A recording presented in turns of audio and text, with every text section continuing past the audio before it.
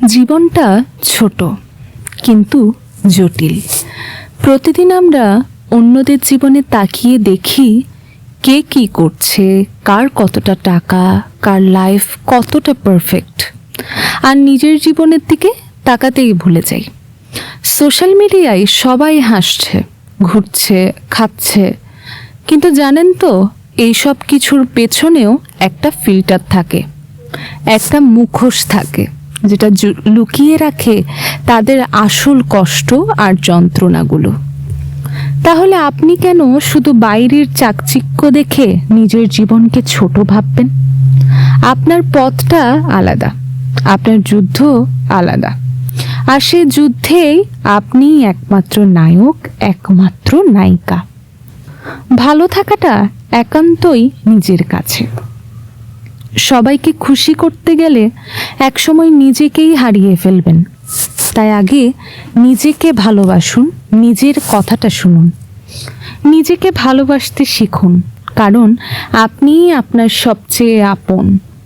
আসলে আমরা সবাই সুখী হতে চাই, কিন্তু একটা প্রশ্ন, সুখটা কোথায় খুঁজছি আমরা? আমরা সবসময় অন্যের দিকে তাকাই, কে কত দূর গেল, কার কতটা টাকা, কার গাড়ি কতটা দামি। তাকাতে তাকাতে একসময় নিজের জীবনকে তুচ্ছ মনে হতে শুরু করে। এই পৃথিবীতে আপনি একটাই, আপনার মতো কেউ নেই, কেউ হবেও না।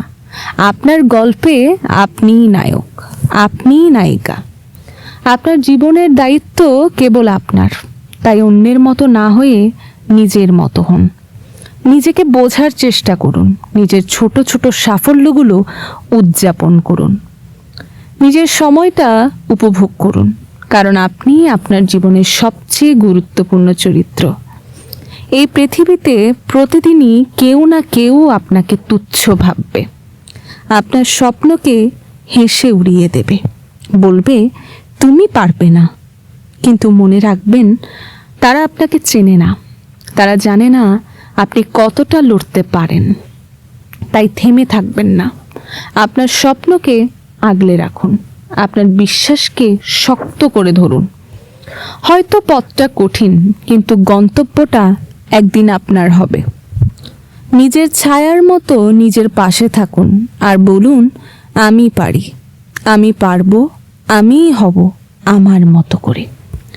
ভিডিওটি ভালো লাগলে আমার চ্যানেলটিকে সাবস্ক্রাইব করতে ভুলবেন না, আর ভিডিওটিকে অবশ্যই পছন্দ হলে লাইক করুন।